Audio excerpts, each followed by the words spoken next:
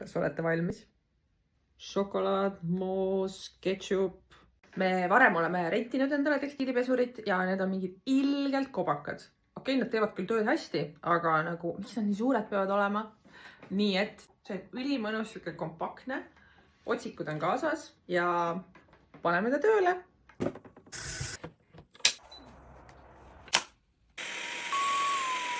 Nonii, kõigepealt alustasin puhastamist siis sooja veega või kuuma veega, mis sealt tuleb. Siis umbes siin ma sain aru, et sellest ei piisa.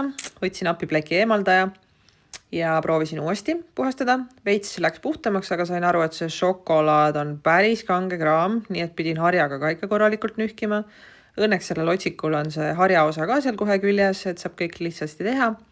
Veel kuuma vett peale, veel pleki eemaldajat ja niimoodi mõned korrad ma tegin uuesti, kuni jäin juba päris rahule. Ja kohe näete ka, milline siis tool on enne ja pärast. Tada! Ja siin on siis näha, kui palju mustust see masin sisse suutis imada.